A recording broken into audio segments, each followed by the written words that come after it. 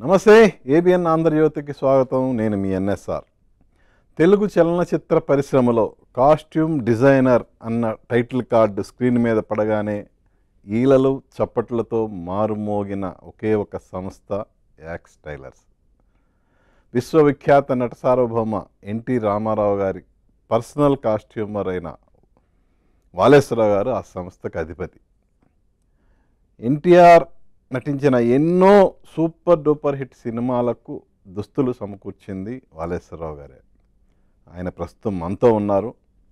మరి ఎన్టీఆర్తో తన జర్నీ గురించి, ఆ తర్వాత తన ప్రయాణం గురించి వాలేశ్వరరావు గారు ఏం చెప్తారనేది ఇప్పుడు ఆయన్ని అడిగి తెలుసుకుందాం. నమస్తే వాలేశ్వరరావు గారు. నమస్తే సార్.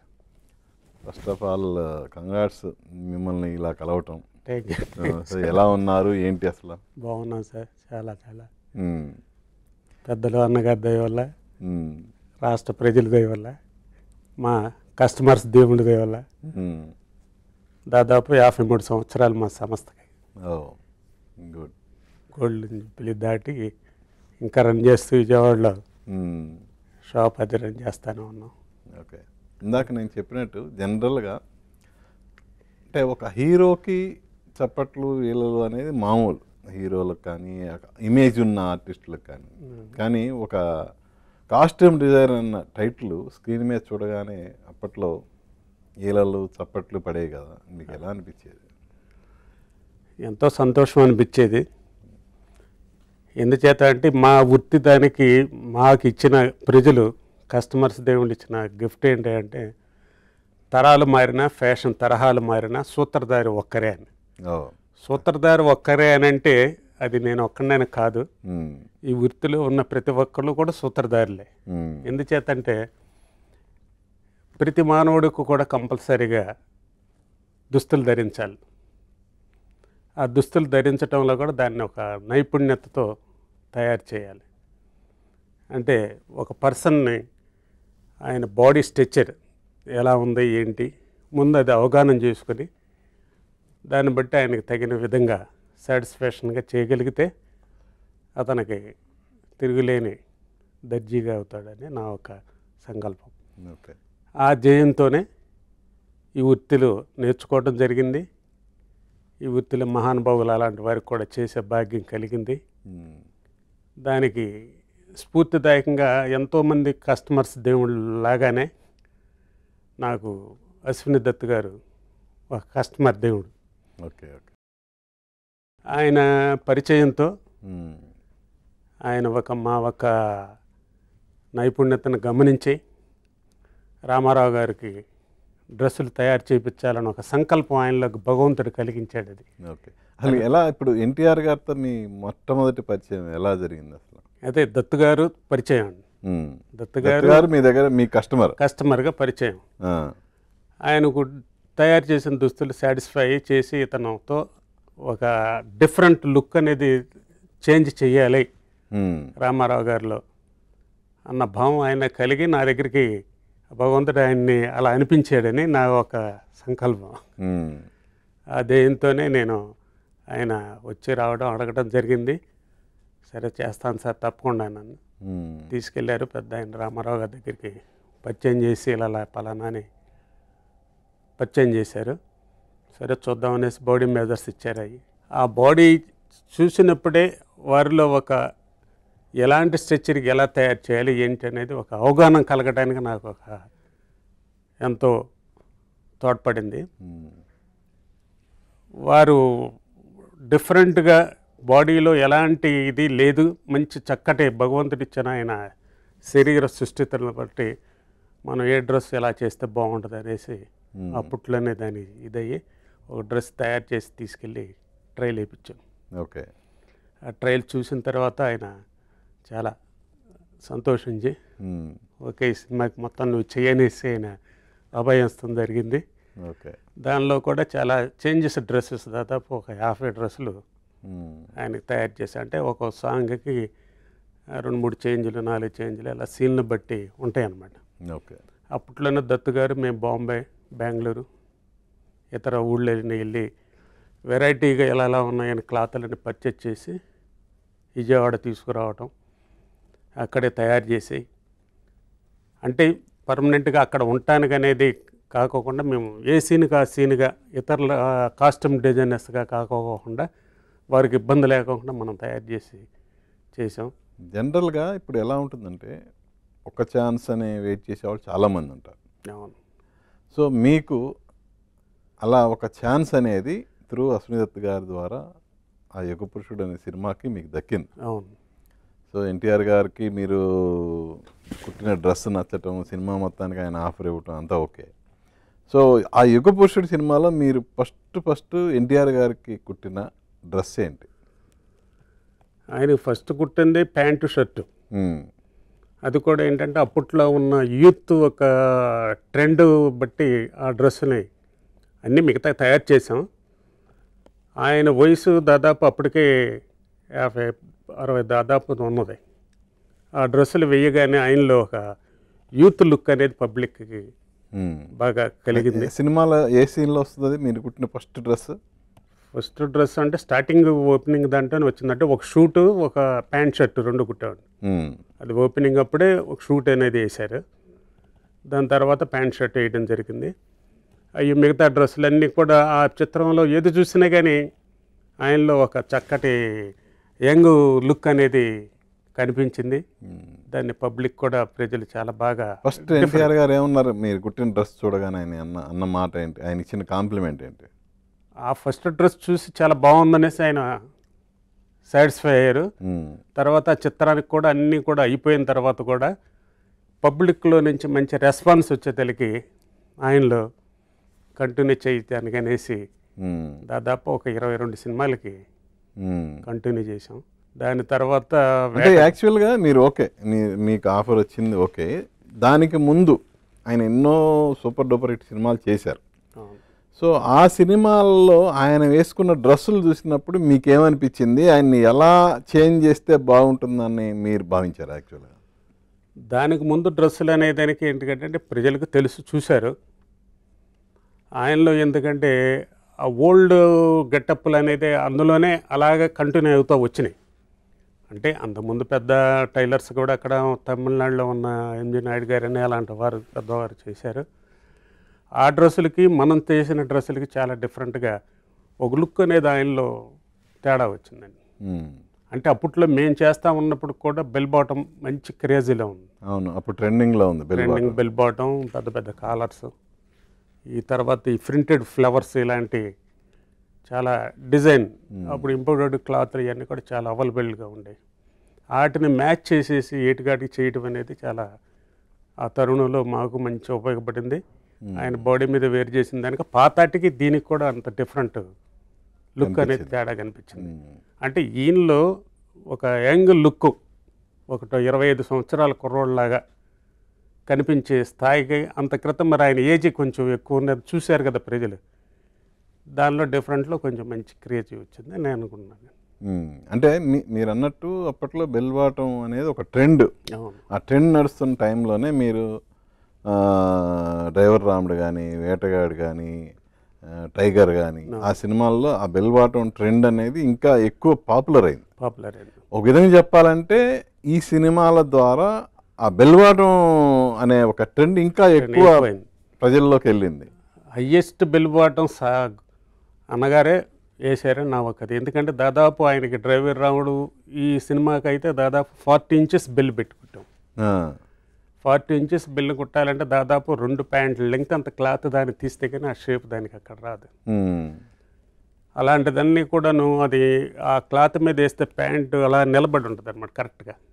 అదే అంత పెద్ద 40 బెల్ అంటే ఏమవుతుందంటే ఊగులాడిపోయి ముడతలు పడిపోవటం చేస్తుంది. స్ట్రైట్గా ఎలా అయితే నిలబడి ఉన్నారో పర్సన్ అలాగే షేప్ అలా కనిపిస్తుంది. ఆ షేపులు ఆ లూజ్నెస్ అనేది కనపడకోకుండా ఒక యూత్ లుక్ కనపడటానికి అవకాశం ఉందన్నమాట. ఆ రకంగా చేసేదానికి ఆయన అక్కడ కొద్దిగా సాటిస్ఫై బాగా. మిగతా చిత్రాలన్నిటి కూడా ఇప్పుడు గజ దొంగ, డ్రైవర్ రాముడు, వేటగాడు ఇలాంటివన్నీ, సూపర్ మ్యాన్ కానివ్వండి, అన్ని సినిమాల్లో మావారి మంచితనం అనేది కొంచెం అది ఆడకపోయినా కానీ డ్రెస్సుల్లో చాలా అఫీషియల్గా డీసెంట్గా ఉన్న షూట్స్ కానీ ప్యాంట్ షర్ట్స్ కానీ ఆయన అంత లుక్గా కనిపిస్తాడు నాకైతే. కొంచెం సినిమా ఒక్కటే అంటే జనరల్గా ఎలా ఉంటుంది అంటే ఇప్పుడు కాంపిటీషన్, ఇప్పుడు మీరు వచ్చిన తర్వాత ఒక్కసారిగా ఎన్టీఆర్ గారి మొత్తం ఆ సినిమాలన్నీ మీరే తన్నుకుపోయారు. సో ప్రీవియస్గా ఆయన సినిమాలకు వర్క్ చేసిన కాస్ట్యూమర్స్కి మీకు మధ్య ఏంటి ఏమన్నా అసలు ఎప్పుడన్నా వాళ్ళతో డిస్కషన్ ఏమైనా జరిగిందా, లేదంటే వాళ్ళు ఏమన్నా మీ మీద అక్కసు పెంచుకోవడం కానీ అలాంటివి ఏమైనా జరిగిందా? అలాంటి ప్రాబ్లమ్స్ ఎప్పుడు నేను ఫేస్ చేయలేదు, ఎవరు కూడా అడగలేదు. ఎందుకంటే అన్నగారికి చేస్తున్నారంటేనే అవతల వాళ్ళు ఎవరు కూడా ఏమి ఉన్నాయి, ఆయన చెబితే కదా ఎవరైనా చేసేది. ఆయన సాటిస్ఫాక్షన్ లేనిదే ఏం చేయరు. ఆయన ఎంత సాటిస్ఫాక్షన్ అయితేనే ప్రతి దాంట్లో కూడా ఒక మేకప్ మ్యాన్ కానివ్వండి, ఒక లైటింగ్ బాయ్ దగ్గర నుంచి వీళ్ళందరి దగ్గర నుంచి కూడా ఆయన దగ్గర పనిచేసే ప్రతి ఒక్క వ్యక్తి ఆయన సాటిస్ఫై అయితేనే దగ్గరకు వెళ్ళగలరు, దగ్గరకు రాగలరు. అలాంటి వారిని ఆయన సెలెక్ట్ చేస్తారని తెలుసు. కానీ ఆయనకి ఎదురెళ్ళి చెప్పి చేసే ధైర్యం ఎవరికి ఉండదు. అలాంటి ఇబ్బందులు కూడా ఎలాంటివి లేవు. మిగతా కాస్ట్యూమ్స్ కూడా మిగతా వాళ్ళకి ఆర్టిస్టులుగా ఉంటారు, వాళ్ళందరూ కూడా చాలా చాలా సహకరించేవాళ్ళు. అందరూ కూడా చాలా సాటిస్ఫైగా ఉన్నారు. ఓకే, మీరు అన్నారు ఆ తర్వాత దాదాపు 22 సినిమాలు చేశానని. కానీ ఎస్పెషల్లీ దాసరి నారాయణరావు గారు డైరెక్ట్ చేసిన కొన్ని సినిమాలు, ఇప్పుడు సర్కస్ రాముడికి కచ్చిన్ టైలర్స్, అలాగే సర్దార్ పాపారాయుడికి కాస్ట్యూమ్ కృష్ణ, బొబ్బిలి పులి, ఇలా కొన్ని సినిమాలకి వేరే వాళ్ళు కాస్ట్యూమర్గా పనిచేశారు కదా. సో ఆ టైంలో ఎన్టీఆర్ గారు ఏమన్నారు, మీరు అబ్జర్వ్ చేసింది ఏంటి అసలు? అంటే అన్నగారికి ఆ టైంలో దాసరి నారాయణరావు గారి సినిమాల్లో ఆ స్టైలిష్, ఆ కాస్ట్యూమ్స్, ఆ డిఫరెంట్ డ్రెస్సెస్ అయ్యి. ఇప్పుడు మేము చేసిన సినిమాలన్నీ కూడాను ఒక ఫార్మల్ టైప్గా అఫీషియల్గా వాడే డ్రెస్సులు మనం వరకే చేస్తాం, అలా చేసామన్నమాట. దానికి ప్రత్యేకంగా అంటే అక్కడ ఇంతవరకు గతంలో ఉన్న ఎంజి నాయుడు గారు కానీ ఇలాంటి వారితో ఆ డ్రెస్సులు ఎందుకంటే వాళ్ళకి అలవాటు కాబట్టి ఎవరికి ఇది చేయగలరు వారికి ఇవ్వగలరు అనేసి అలాంటి వారికి చేపించారు. అంటే ఎక్కువగా కూడా తర్వాత నేను చేసిన తర్వాత ఒకటారా వచ్చినాయి, అంతకుముందే అనుకుంటా పిక్చర్లు యాక్చువల్గా చెప్పాలంటే యుగ పురుషుడు తర్వాత అయ్యి. అందులో ఒక సర్కస్ రాముడు మీరు చెప్పినట్టుగా అది కచిన్స్ అనేసి మేము చాలా బాంబేలో పర్చేజ్ చేస్తాం. ఆయన దగ్గర కూడా క్లాత్ టైలరింగ్ ఇలా కొంతమంది ఆర్టిస్టులకు కూడా అతను సప్లై చేసేవాడు అనమాట. అందులో నుంచి కొంచెం డ్రెస్సులు కొన్ని అక్కడ తయారు చేశారు. ఆయన అంత సాటిస్ఫై అయి ఉంటే మిగతా చిత్రాలు కూడా నాకు తర్వాత కూడా పిలిచి చేయరు కదా, అప్పుడే నన్ను కట్ చేసి ఆయన ఇది చేసేవాళ్ళు అనమాట. ఆ రకంగా అయ్యే డ్రెస్సులు బాగున్నాయి, అదొక ట్రెండ్. నేనండి పర్టికులర్గా ఎందుకు అడిగానంటే, ఇప్పుడు వరుసన మీరు పర్సనల్ కాస్ట్యూమర్ ఎన్టీఆర్కి, బట్ ఆ సినిమాలకి వేరే వాళ్ళు పనిచేయటానికి రీజన్ ఏమైంది అని. రీజన్ అంటే అందులో కొన్ని డ్రెస్సులు నేను చెప్పాను కదండి, సోషల్ ఫార్మల్ టైప్ కాకోకుండా ఇప్పుడు సర్దార్ పాపారాయుడు ఉన్నాడు, ఆయన ఏంటి ఆ బ్లాక్ షర్టు, ఆ పంచి వ్యవహారం దాని మీద, ఆ పంచులు అలాంటివన్నీ అంటే జనరల్ కాస్ట్యూమర్ అన్న తర్వాత మీరైనా ఏదైనా కొట్టగలరు కదా. అంటే కాస్ట్యూమ్స్లో కూడా రకరకాలు, ఇప్పుడు లేడీస్ ఉన్నారండి, లేడీస్ జెంట్స్ ఉంటాయి, అందులో ఐటమ్స్ డిఫరెంట్ ఉంటాయి. అది ఎవరు చేసే పని వాళ్ళు చేస్తేనే దానికి అందం లుక్ ఉంటుంది అనమాట. అందుచేత ఆ చిత్రం ఒక కథ విధానాన్ని బట్టి కూడా డ్రెస్సింగ్ అని ఇవన్నీ కూడా సెలెక్ట్ చేస్తారు. ఆ విధంగా నేను చేయటానికి కూడా నాకు ఎందుకంటే ప్యాంట్ షర్ట్స్ షూట్స్ ఇలాంటి రెగ్యులర్ ఇలాంటివి అయితే మనకి బాగా నైపుణ్యతగా చేయగల కెపాసిటీ ఉంది. దానిలో ఆయన లుక్ వేరే. ఇప్పుడు ఆ డ్రెస్సుల్లో ఆ చిత్రాల్లో వేసినవన్నీ కూడా డిఫరెంట్. అంటే మీ మధ్య డిస్కషన్ ఏమైనా జరిగిందా అని? లేదు, ఇప్పుడు ఏనాడు కూడా లేదు.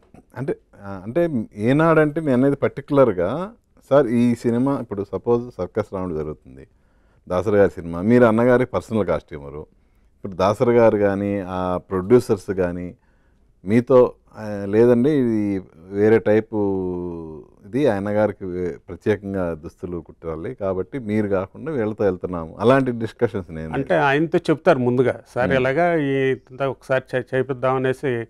కచిన్స్ అనేది మాకులాగానే అతనికి ఒక పేరు వ్యవహారం ఉంది కాబట్టి ఆయన ఇంట్రడక్షన్గా చేద్దామనేసి మాట్లాడి అప్పుడు దాని మీద చేసినవి ఉన్నాయి. అంతేగాని అక్కడ దాని దగ్గర క్లాష్ రావడం చేయడం, ఎందుకంటే వాళ్ళతో కూడా ఫ్రెండ్షిప్గా రిలేషన్గా మేము బాంబే వెళ్ళినప్పుడు కూడా పర్చేజ్ చేయడం ఇలాంటివన్నీ కూడా జరిగాయి. అలాంటి క్లాష్ ఎక్కడ రాలేదు. ఎవరు కూడా ఇండస్ట్రీలో కూడా కాస్ట్యూమ్ డిజైనర్స్ చాలామంది ఉన్నారు. ఎవరు కూడా ఏ అభ్యర్థన చేసిన వాళ్ళు లేరు. ఉమ్. మనం కూడా ఎందుకంటే పెద్ద ఆయనకి ఎంతవరకు చేసాం అంతవరకు అనేసి, అలాగే ఆయన రికమెండ్ చేసే నాగేశ్వర గారికి కూడా సత్యం Yeah, శివం సత్యం శివం. అంతటి మహానుభావుడికి మరి ఆయనే రికమెండ్ చేసి చేశాడంటే ఆయనకి ఎంత సాటిస్ఫాక్షన్ అయితేనే కదా సార్ అది. ఉమ్. అంటే మేము అభిప్రాయపడింది, లేకపోతే ఇంకో ఆయన స్థాయి ఉన్న ఆర్టిస్ట్కి చెయ్యండి అని చెప్పే అంత ఇది ఉమ్. మరి ఇతర ప్రొడ్యూసర్ చెప్పాలి చేయాలంటే ఇది స్వయంగా వాని సొంత బ్యానర్ ఉమ్. ఇద్దరు చేయమని చెప్పి చేసినప్పుడు ఆయన కూడా చాలా సాటిస్ఫై అయ్యారు. ఉమ్. అలాగే అలాగే గురు శిష్యులు కూడా చేశారు గురు కదా. శిష్యులు కూడా మన దత్తు గారిదే, ఉమ్. అది కూడా ఆయనతో చెప్పే చేసాం. ఉమ్. సార్ ఇలా దత్తు గారి చేయమని, ఏం పర్లా చేయని చెప్పారు. కృష్ణరాజు గారికి, ఉమ్. అలాగే రామారావు గారికి, నేను రజనీకాంత్ ఈవెన్ టైగర్ టైంలో ఎన్టీఆర్ గారితో పాటు రజనీకాంత్ రజనీకాంత్ కూడా మీరు చేసాం. కాస్ట్యూమ్స్ కుట్టారు కదా. అవును. సో రజనీకాంత్ గారి కాంప్లిమెంట్ ఏంటి? ఆయన అప్పట్లో ఉన్న డిఫరెంట్ పర్సన్ సార్ యాక్చువల్గా చెప్పాలంటే. ఉమ్. అప్పుడున్న స్టేజీకి కానీ ఇప్పుడున్న స్టేజీకి చాలా విచిత్రమైనది, గొప్ప భగవంతుడు ఆయనకి ఇచ్చిన వరం కింద లెక్కేసుకోవాలి. ఎందుకంటే అప్పుడు చాలా సీరియస్గా ఒక ఇదిగా ఉండేవాడు అన్నమాట, తమాషాగా. ఉమ్. అందరితో బాగుంటారు, ఏ గొడవ ఇయని కాదు, ఎంతో చలాగ్గా. మనం కొలతల్లో మేము తీసేటప్పుడు కూడా నువ్వు చేస్తావరా అనేసి బుసుమతి చేసి ఉమ్. ఆయన ఎంకరేజ్ చేయటం అలాంటిది. ఉమ్. కుట్టిన తర్వాత కూడా డ్రెస్సులు వేసుకుని చాలా బాగా ఇచ్చేశారు. ఆయన ఇప్పటికీ దగ్గర మొన్న ఈ మధ్యన అన్నగారిది 100 years సెలబ్రేషన్స్ విజయవాడలో చేశారు. అవును. చేసినప్పుడు కలిసారా ఆయన అప్పుడు? చీఫ్ గెస్ట్గా చేసినప్పుడు ఆంధ్ర రాష్ట్రంలో ఒక ముగ్గురికి సన్మానం చేశారు. అందులో అన్నగారికి చిత్రాలకి చేశాము, ఆయన లుక్ చాలా డిఫరెంట్గా చూపించామన్న ఒక ఉద్దేశంతో అందులో మనం కూడా ముగ్గురులో ఒకరిని సన్మానం చేయటం అనేది సామాన్యమైన విషయం కాదు. ఉమ్. అది ఆయనకి అప్పుడు మెదర్స్ తీసినప్పుడు మేము తీసిన ఫోటోలు తీసుకెళ్ళి ఆయనకి రజనీకాంత్ గారు చూపిస్తే ఉమ్. ఆశ్చర్యపోయి స్టన్ అయ్యి ఇంకా నీ దగ్గర దాచిపెట్టా అనేసి ఆయన ఫైల్లో పెట్టించాడనమాట. ఉమ్. అంత మెమరీ పవర్, చాలా మంచి వ్యక్తి. ఉమ్. ఇప్పటికీ ఆయన ఈ స్థాయికి ఉన్నాడంటే నిజంగా గాడ్ గిఫ్ట్. అసలు అలా భగవంతుడు హిమాలయాలకి వెళ్ళి చేస్తాడనేసి మేము ఉమ్. ఊహించలే. టైము ఎప్పుడు ఎవరు ఎలా ఉంటుంది అనేది తెలియదు. ఆయన మంచి గొప్ప ఆర్టిస్ట్. ఉమ్. నాగేశ్వరరావు గారు ఏమనేవాళ్ళు? నాగేశ్వరరావు గారికి కూడా రామారావు గారికి చేస్తున్నామని కొంచెం ఆయనకి మనసులో అనిపించేది. ఉమ్. ఎందుకంటే అంటే ఆయన అడగలేదు కదా మిమ్మల్ని. ఆయనంతటికి ఆయన అడగటం కాదు. ఇప్పుడు ఒక హీరో ఉన్నారు, ఒక హీరో గారి అన్ని హిట్లతో చేస్తూ ఉంటాడు. ఇప్పుడు మేము చేసిన అన్ని హిట్ సినిమాల వరుసనే ఉమ్. యాక్చువల్గా చెప్పాలంటే. అప్పుడు నాగేశ్వరరావు గారికి ఎందుకంటే ఈ రామారావు గారి లుక్ ఇదంతా చూసేదానికి డిఫరెంట్గా చాలా యంగ్ ఇదిగా కనిపిస్తుంది. సినిమాలన్నీ హిట్ అవుతున్నాయి. ఉమ్. దాని మీద అయితే చాలా బాగా మెచ్చుకున్నారు కూడా ఆయన. ఉమ్. అదే వేటగాడి టైంలో కూడా ఆయన చేతుల మించే వేటగాడు 100 days సెలబ్రేషన్ షీల్డ్ అందుకోవడం చేయడం, ఉమ్. ఆయన కూడా మంచి సంతోషించేవాడు. ఉమ్.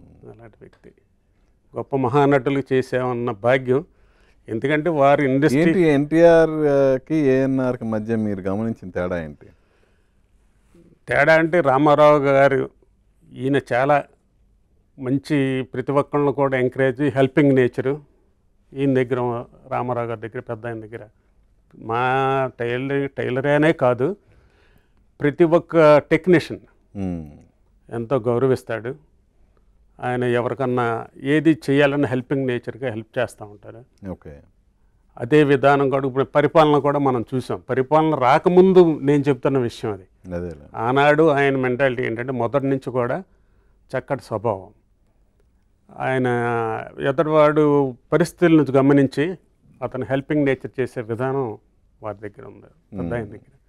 అదే నాగేశ్వరరావు గారు కూడా ఇంచుమించు, నేను ఎక్కువగా ఆయనకి చేయలేదు కాబట్టి పర్సనల్గా కలిసినప్పుడు చేసినప్పుడు మంచి చెడుగా చక్కగా మాట్లాడటం చేస్తూ ఉంటారు అన్నమాట. ఎందుకంటే ఈయనంతా రామారావు గారు అనేది పొలిటికల్గా, వ్యవహారంగా ఏ రకంగా అయితే ప్రజలకి న్యాయం చేకూర్చి చేశారో, ఇండస్ట్రీలో కూడా ఇంచుమించు ఎవరికైనా వేషాలు ఇవ్వాలన్నా, చెందాలన్నా పలానా వాళ్ళకి చేయండి, చెందండి అనేసి ఒక ఏంటి ఆయనలో మీరు అసలు మర్చిపోలేని ఇన్సిడెంట్స్ ఏంటి? ఆయన దగ్గరగా మీరు ఉన్నారు, చూశారు కదా. నేను మర్చిపోలేనిది అంటే కాస్ట్యూమ్స్ తయారు చేసి రోజు ప్రతిసారి వెళ్ళినప్పుడల్లా నేను మెడ్రాసు తెల్లారుజామున విజయవాడ నుంచి తయారు చేసి మెయిల్ దిగితే అక్కడ 4:35 కల్లా వెళ్ళేది. అప్పటికే ఈయన మేకప్ రూమ్లో మేకప్ చేసుకుంటూ ఉండేవారు. అప్పుడు బసవతారకమ్మ గారు ఇంకెవరు ఉండరనమాట, పీతాంబరం గారు మేకప్ మ్యాను, ఈడ ఇది అన్ని విశేషాలు అన్నీ అడుగుతూ ఏంటి విజయవాడ విశేషాలు ఏంటి అనేసి చక్కగా ఆయనకు తెలిసిన ఏరియా, తెలిసిన జిల్లా, ఆ జిల్లా వాసి నేను ఎలా ఉంది ఏంటి ఎలా ఉన్నాయి నేను వివరాలు అడుగుతూ ఉంటాను. ఏదన్నా వారు ఇరువురు కూడా చర్చించుకుని చేయాలంటే అదే సమయం వారికి యాక్చువల్గా చెప్పాలంటే. ఆ సందర్భాల్లో మేము సాహసవంతుడికి ఒక 15 రోజులు నేపాల్ షూటింగ్. యాక్చువల్గా అది ఫస్ట్ అంటే విదేశాల్లో ఫస్ట్ సినిమా. అవును, నిజంగా మహాతల్లి చాలా ఉత్తమరాలు. మరి ఆ కుటుంబ సభ్యులు వారితో ఎలా ఉన్నాయి ఏంటి అనేది అందరితోనూ బాగానే ఉంటుంది ఆవిడ. నేను 15 రోజులు వారితో గడపటం అనేది చాలా అదృష్టంగా భావించాను అన్నమాట.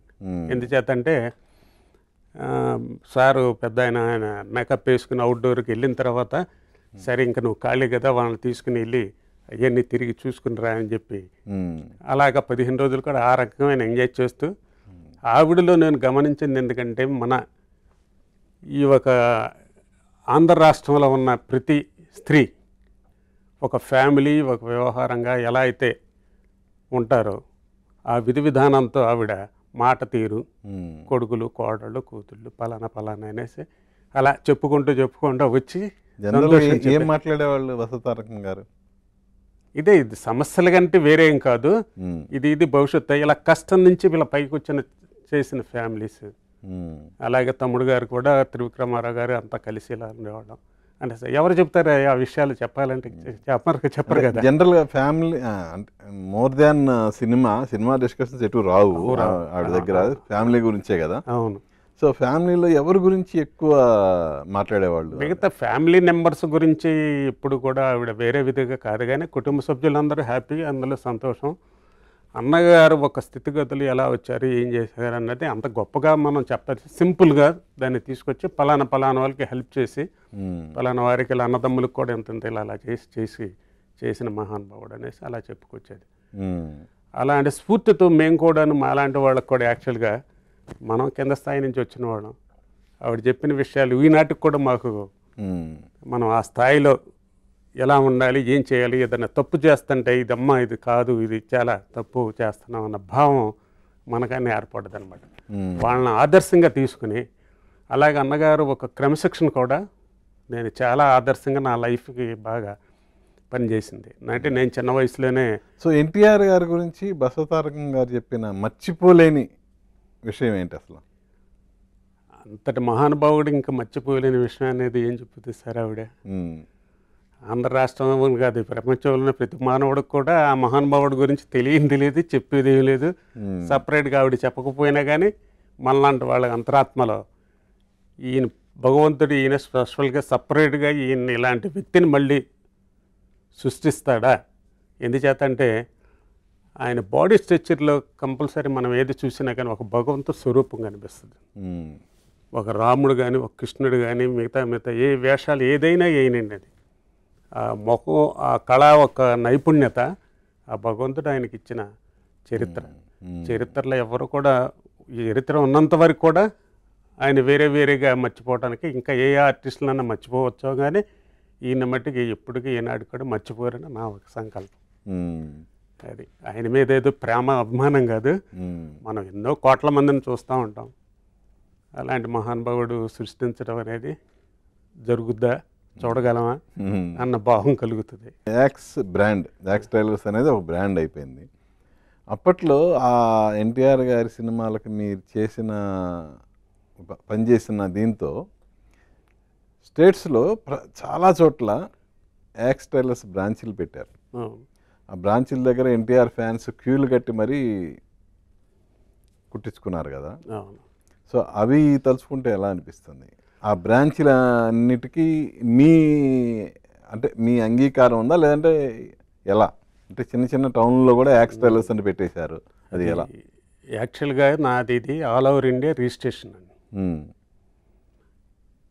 అది అన్నగారు ఇచ్చిన గాడ్ గిఫ్ట్ ఏంటంటే నాకు, మీరు ఇందాక అడిగారు, సినిమా టైటిల్స్లో ఒక మేకప్ మ్యాన్కి కానీ ఒక టెక్నీషియన్గా కానీ ఇతరులకు కానీ సింగిల్ టైటిల్ కార్డ్ అనేది జరగదు, అందరినీ గ్రూప్లో కలిపి వేస్తూ ఉంటారు.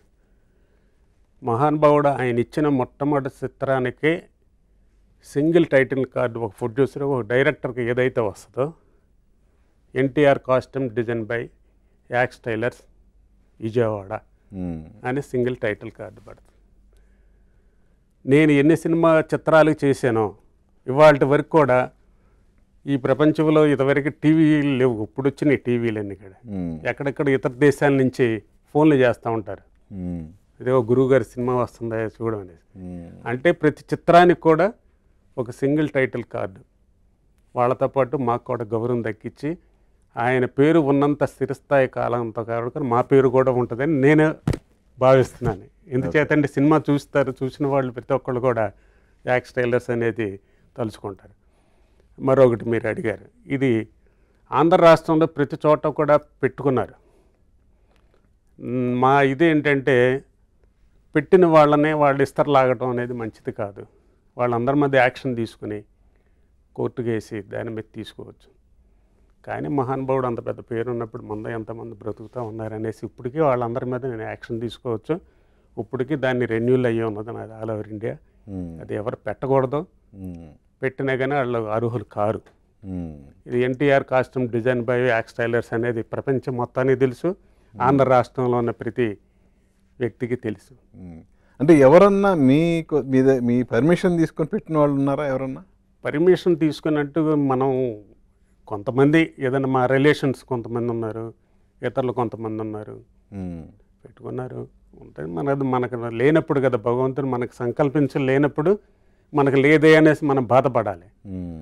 ఎతటివాడు నోటుగాడు ఇది తీయటం అనేది చూద్దాం, అది భగవంతుడు ఇచ్చిన వరం కదా అది. అందుచేత వాళ్ళందరి మీద ఒక కాస్ట్యూమ్ డిజైనర్గా మీ ఫస్ట్ సినిమాకి మీరు అందుకున్న పారితోషికం ఏంటి? పారితోషికం అయితే నాకు గుర్తులేదు, కానీ దత్తు గారు ఏదో అప్పట్లో ఇచ్చారు బాగానే మొత్తానికి. జనరల్గా అంటే అందులో ఫస్ట్ పారితోషికం అసలు మర్చిపోలేం కదా జీవితంలో. అప్పట్లో ఎంత ఒక ₹1,00,000 చల్లరాలొచ్చు. ఓ ₹1,00,000 అంటే పెద్ద అమౌంట్ కదా అప్పట్లోనే. అప్పట్లో ఇచ్చేది. సో ఎందుకంటే కాస్ట్యూమ్స్ కూడా ఎక్కువ ఇది వచ్చినాయి, అంటే ట్రావెలింగ్ కానీ ఈ కానీ వాటి మీద దానికి కనిపిస్తూ వస్తుంది. అలాగే హైయెస్ట్ ఎంత టోటల్గా మీ 22 సినిమాలు చేశారు, 22 సినిమాల్లో హైయెస్ట్ పారితోషికం ఏ సినిమాకి? నేను చేసిన ఈ పారితోషికం ఫస్ట్ ఈ దత్తు గారు కూడా కాస్ట్యూమ్స్ నిమిత్తం అనేది కాదు, కానీ ఆయన సంకల్పంతో ఆయన చేసింది. మిగతా అన్ని కూడాను ఎంత ఇస్తే అంత మేము పుచ్చుకుని కానీ డిమాండ్ చేసేవాళ్ళం కాదు. అప్పట్లో కూడా చాలా మార్కెట్ అంటే ఆర్టిస్టులకే తక్కువగా ఉండేవి. ఇప్పుడంటే కోట్ల మీద ఉన్నాయనుకోండి, వారు ఇచ్చింది మనం పుచ్చుకోవడం డిమాండ్ కాదు. ముందు ఏంటంటే అప్పచెప్పిన వర్క్ని మనం కరెక్ట్గా చేసి అప్పచెప్పాలి, టైం టు టైం మెయింటైన్ చేయటం. అన్ని చిత్రాలు కూడా నేను విజయవాడ నుంచే తయారు చేసి పంపించడం జరిగింది నాకు. సో అది ఆ పారితోషికం అనేది ఎంటైర్ డ్రెస్సులకు కూడా కలిపా? ఓకే. అప్పుడు సో ₹1,00,000 స్టార్ట్ అయింది కదా. 22 సినిమాల్లో నేను ముందు అడిగినట్టు హైయెస్ట్ పారితోషికం దేనికి తీసుకున్నారు? మిగతా అన్నీ కూడా ఓన్లీ కాస్ట్యూమ్స్ చేసినట్టుగా తీసుకున్నాను నేను. ఇప్పుడు వాటికి అంటే ఆ తర్వాత మెటీరియల్స్ సపరేట్గా వాళ్ళే తేవటం ఇవన్నీ జరుగుతుంది, కానీ మీకు పర్సనల్గా అప్పట్లో 40,000-50,000 వేలు ఏది ఈ ఒక్కడ రామారావు గారు కుట్టిన కాస్ట్యూమ్స్కి. మిగతా ఆర్టిస్టులకి మిగతా వాళ్ళకి వేరు వేరే సపరేట్ ఉంటాయి అన్నమాట. సో ఇన్ని సినిమాల్లో ఏ సినిమాలో ఏ కాస్ట్యూమ్స్కి మీరు ఎక్కువ శ్రమ పడాల్సి వచ్చింది? ఎన్టీఆర్ గారి కాస్ట్యూమ్స్ అందులో గజ దొంగకి ఒక దానికి కొంచెం బాగా వర్క్ చేశాను సార్. గజ దొంగలో ఎందుకంటే ఆ బ్లాక్ లైటింగ్ రావాలని బ్లాక్ డ్రెస్ మీద గోల్డ్ వర్క్ చేయటం, ఆ సింబల్లో వర్క్ చేసుకోవటం, అలాగే తర్వాత మాకు నచ్చినది ఎక్కువగా వేటగాడండి. వేటగాడు కూడా ఇవాళకి కూడా ఆ సినిమాని చూస్తుంటే అది ఆయన అసలు మనం కుట్టామా అన్న భావం కలుగుద్ది.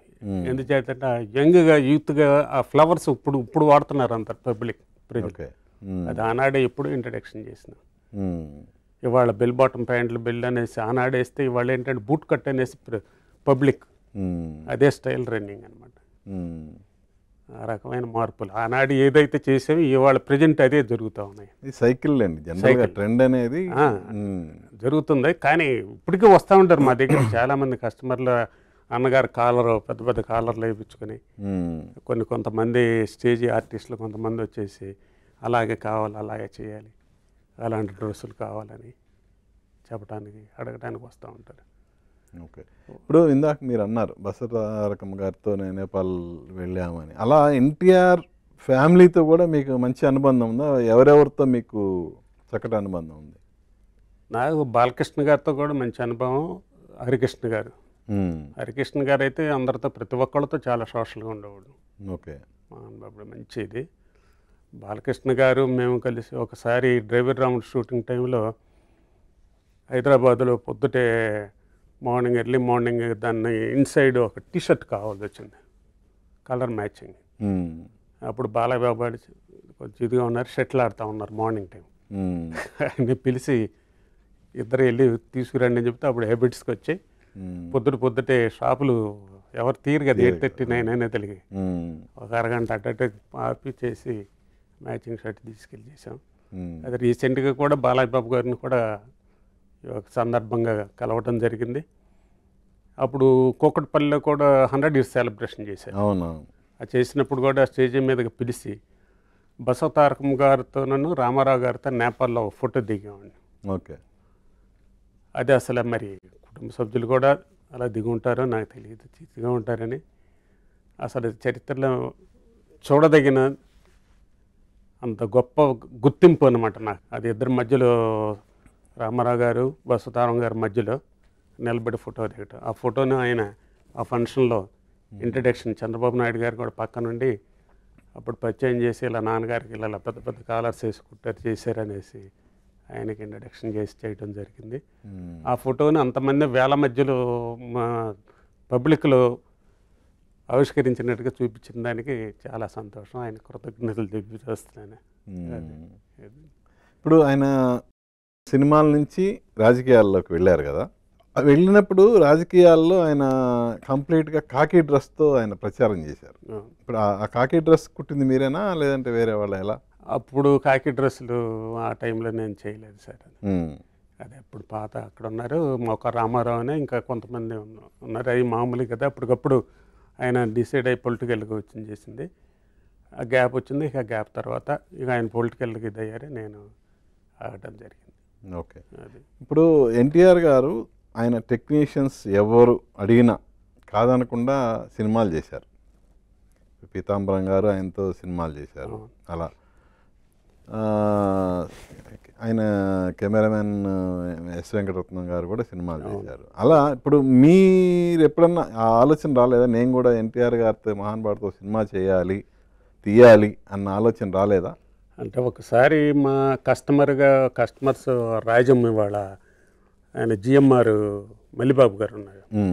వాళ్ళ బ్రదరు ఈశ్వరరావు అని రాజం వైజాగ్ దగ్గర. ఓకే. నువ్వేం చేయక్కర్లేదు అన్నగారు, డేట్స్ ఇస్తే చాలు మేము చూసుకుంటాం చెప్తామని చెప్పి పాపం వాళ్ళు అడగటం జరిగింది. తీసుకెళ్ళి సార్ పలానా మరి పరిచయం చేసి చిత్రం తీస్తానంటే నేనైతే ఓకే దాని మీద చూడని చెప్పేసి అప్పుడు రాఘవేంద్ర గారిని వాళ్ళకి కావాలని కానీ పాపం చేశారు. అప్పట్లో కేడీ నెంబర్ 1 అనుకోండి ఆయన చేస్తూ ఉంది. దానికి కొద్దిగా డేట్స్ క్లాష్ అయ్యి కుదరలేదు. ఇంకా తప్పటం దాంతో ఇంకా నేను అడ్వాన్స్ ఇచ్చారా అన్నగారికి? లేదు అడిగారు ఆయన ఓకే, మనం చెప్పిన తర్వాత ఆయన ఓకే అన్నారు. ఆ తర్వాత అక్కడ డేట్స్ కుదరక టైం కుదరలేక ఇది మిస్ అయింది. ఇక మిస్ అయిన తర్వాత మరి అలా తీసే ప్రొడ్యూసర్లు ఉండాలి కదా, పెట్టుబడి పెట్టి. అందుచేత అప్పట్లో చేయలేకపోయాను. కనుక జరిగినట్టయితే అలా ఆయన ఓకే అంటే సరిపోద్ది, పెట్టుబడి పెట్టాల్సిన అవసరం లేదు కదా. అలా కాదు కదా, మిగతా వాళ్ళని ఆయన తప్ప మిగతా వాళ్ళు ఆ టైంలో అతను ముందుకు వచ్చాడు. మిగతా ఇంకా కస్టమర్స్ ఉన్నా కానీ మనం ఎవరిని అడగలేం. కాకపోతే మేము కృష్ణా జిల్లా వరకు నేను చేసిన సినిమాలు కొండవీటి సింహం, వేటగాడు ఇలాంటి డిస్ట్రిబ్యూషన్గా కొన్ని చేసాం లక్ష్మీ ఫిలిమ్స్లో. మీరు థర్డ్ పార్టీ కింద తీసుకొని లక్ష్మీ ఫిలిమ్స్లో పెట్టారా? అలాగే. ఏమేమి సినిమాలు చేశారు? కొండవీటి సింహం, వేటగాడు, గజ దొంగ అలాంటి. అంటే వేరే ఇంకా కస్టమర్లు వాళ్ళు కలిసి చేశారు. ప్రొడ్యూసర్ దగ్గరికి నేనే తీసుకెళ్ళి మాట్లాడి మిగతా వాళ్ళకంటే కూడా కొంచెం బెనిఫిట్ మరి పక్కన మనం చేసి ఉన్నాం కదా, వాడు మనల్ని కలుపుకునేవాడు. ఎంత లాభాలు నేను లాభాలు ఏమీ లేదు, బ్యాలెన్స్లు. సూపర్ హిట్ సినిమాలు కదండి. హిట్ అయినా కానీ ఆ రోజులు వేరు, అప్పుడు వేరు సార్. ప్రొడ్యూసర్ డిస్ట్రిబ్యూటర్ దగ్గర నుంచి సొమ్ములు ఎక్కడి నుంచి వస్తాయి, ఇప్పుడు వేరు, అప్పుడు వేరు. అప్పుడు డిస్ట్రిబ్యూటర్ అంటే ఆ కట్అవుట్స్కి ఎంత, వీటికింత, వాటికింత అనేసి ఎన్ని వస్తాయి లిస్ట్ రాసి పంపించేవాళ్ళు. మరి అందులో బ్యాలెన్స్ అనేది. ఇప్పుడు ఆ సినిమాల ద్వారా మీకు ఏ బెనిఫిట్ రాలేదా? ఎలా మరి? బెనిఫిట్ అలా అన్నగారికి పేరు ప్రఖ్యాంతలు చేసిన దానికి బెనిఫిట్. అది ఓకే, అది సాటిస్ఫాక్షన్ ఉంటుంది. ఫైనాన్షియల్గా మనం చేసిన వేరే విధిగా మట్టుకి బ్యాలెన్స్గా అయింది అంతే. ఏదో కొద్ది గొప్ప మిగిలినగానే 25,000-30,000 అయ్యి అలాగా అంతవరకు ఇంకా నయం చేతికి పడలేదు అప్పట్లో. ఇప్పుడు అలాంటి సినిమాలో ఇప్పుడు రిలీజ్ చేశారనుకోండి, యాక్చువల్గా చెప్పాలంటే డైరెక్ట్గా తీస్తే అప్పుడు 60-70 లక్షల కోట్ల రూపాయలు 2 కోట్లు గుమ్మరిచ్చాయి కదా అసలు. ఇవాళ 100 కోట్లు 150 కోట్లు కలెక్షన్ చేస్తున్నాయంటే మరి అంత సబ్జెక్ట్ ఉండి అంత ఇదిగా ఉన్న సినిమాలు అవి వేరు. ఇప్పుడు ఆయన పొలిటికల్ పార్టీ పెట్టి రాజకీయాల్లోకి వెళ్ళి ఆయన సీఎం అయ్యారు కదా, మరి ఆ తర్వాత ఆయనతో ఉన్న అనుబంధంతో కానీ ఎప్పుడన్నా అసలు ఆయన దగ్గరికి వెళ్ళలేదా మీరు? నేను కలిశాను మామూలు జనరల్గా ఫార్మల్గా కలిశాను. తర్వాత మా ఈ ఆంధ్ర రాష్ట్రంలో ఉన్న టైలర్స్ సంఘం అనేది ఉండటం, మా దాన్ని ఇతనుకైతే కొంచెం సీఎం గారుగా ఉన్నారు కాబట్టి పరిచయం చేసి తీసుకెళ్తే బాగుంటుందనే ఉద్దేశంతో మనల్ని ఎన్నుకొని తీసుకెళ్ళటం జరిగింది. నేను ఒకసారి ఇక్కడ హైదరాబాద్లో తీసుకెళ్ళి ఫలానా ఇది ఇదండి అని చెప్పాను. ఆయన చెందుదామని చెప్పారు. కానీ అప్పటికి కొన్ని కారణాల్లో ప్రభుత్వం దగ్గర నుంచి ఈ టైలర్స్కి ఈ రాష్ట్రంలో ప్రతి ఒక్కళ్ళకి కూడా యాక్చువల్గా చెప్పాలంటే ప్రతి మానవుడు కూడా పొద్దుట వస్త్రాలు ధరించిందే బయటికి రాలేరు కదా. నిత్యావసర వస్తువుల్లో ఎలాంటిదో ఈ టైలరింగ్ వృత్తి కూడా అలాంటిది జీవన విధానంలో. మరి అలాంటి వాళ్ళని కూడా ఈ ప్రభుత్వం కూడా గుర్తించలేదు. అది ఆయనకి తెలుసు. నేను అప్పుడు చెప్పాము, సరే ఇంత అప్పటికే లక్షల మీద డిపెండ్ అయి ఉన్నారు వాళ్ళకి. ఎందుకంటే పేరెంట్స్గా ఏజ్డ్ వయసు పెరిగిపోయిన తర్వాత కళ్ళు కనపడక కాళ్ళు చచ్చుపడిపోయి ఇంట్లో ఫ్యామిలీ మెంబర్స్ కుటుంబ సభ్యులు వాళ్ళు ఎవరిని చూడక దీన స్థితిలో ఉన్నారనేసి ఇప్పటికీ దాన్ని ట్రై చేస్తున్నాను నేను. ఆయన ఉన్నప్పుడు అడగడం జరిగింది, రాజశేఖర రెడ్డి గారి దగ్గర జరిగింది, చంద్రబాబు నాయుడు గారికి తీసుకెళ్ళి ఇచ్చాం. దాంతో ఏంటంటే గవర్నమెంట్ అప్పట్లో ఏంటంటే దీన్ని ఫెడరేషన్గా గుర్తించాలి, ఇంప్లిమెంట్ చేయాలి. దాని ఒక 10 years బ్యాక్ మేము తిరగ్గా దాని ఫెడరేషన్ అనేది ఇచ్చారు, కానీ దాని అమలు జరగల. ఆ ఫెడరేషన్ అమలు జరిగితే ఎందుకంటే ఇతర చేతి వృత్తుల వాళ్ళకి, విశ్వ బ్రాహ్మణులకి, నాయ బ్రాహ్మణులకి, ఇతర కులాల వారికి ఎలా అయితే ఉన్నాయో రాయితీలన్నీ అందులో వస్తాయి. కనీసం అది గుర్తించి దాన్ని చేయండి అనేసి ఇప్పటికీ ఈ ఆంధ్ర రాష్ట్రంలో ఉన్న, అప్పటికి తెలంగాణ ఆంధ్ర రెండు కలిసే ఉన్నాయి. ఇక్కడ హైదరాబాద్ సోదరులు మేము అందరం కలిసి అప్పుడు మీటింగులు పెట్టడం చేయటం, అన్నగారి దగ్గరికి తీసుకెళ్ళటం ఇవన్నీ కూడా జరిగినాయి. ఆ ప్రపోజల్ అలా చేసి కాకపోతే 1 కోటి రూపాయలు మంజూరు చేసేసి ఆ ఫెడరేషన్ మట్టికి ఇచ్చారు, కానీ దాన్ని ఇంప్లిమెంట్ జరగలేదు. ఆ తర్వాత కాలంలో ఇంకా ఇప్పటికీ దాని మీద పోరాడుతూనే ఉన్నారు. గవర్నమెంట్ ఏంటి అంటే ప్రజలకి ప్రతి ఒక్క వ్యక్తికి ఇప్పుడు మినిస్టర్ కానివ్వండి, ఎమ్మెల్యే కానివ్వండి, ఎంపీలు కానివ్వండి, ప్రైమ్ మినిస్టర్ కానీ ఎవరైనా కానీ కంపల్సరీ ఒంటి మీద దుస్తులనే తయారు చేసి తొడుక్కొనవలసిందే కదా. ఇప్పుడు నిత్యావసర వస్తువులు ఎంత గుర్తింపు, ఈ దర్జీ అనేది కూడా అంత గుర్తింపు అనేది గుర్తించాలని ఒక సంకల్పంతో నేను చెప్తున్నాను. అంటే పెద్ద ఇది అని కాదు, దానికోసం కాదు. నాకు ఒకటి అర్థం కాదు, జనరల్గా ఆ టైంలో ఎన్టీఆర్ గారు పార్టీ పెట్టి ఆయన ప్రజల్లోకి వచ్చిన టైంలో ఎమ్మెల్యేలుగా పోటీ చేసిన చాలామంది ఎన్టీఆర్ ఫ్యాన్స్లో చాలామంది ఎమ్మెల్యేలుగా పోటీ చేశారు, మంచి విజయం సాధించారు, కొంతమంది మినిస్టర్లు అలా జరిగినాయి కదా. మీకు అంత పరిచయం ఉంది, మరి ఎందుకు మీరు వెళ్ళి అడిగితే మీరు కాదనరు కదా, ఆయన ఎందుకు అడగలేదు మీరు? సార్ ఇప్పటికి ప్రతి టైలర్ దగ్గరికి మీరు చెప్పినట్టుగా పొలిటికల్ ఎమ్మెల్యేలు, ఎంపీలు, ministers, prime minister, chief minister అందరూ వస్తారు, అందరు కుట్టించుకుని వెళ్తారు.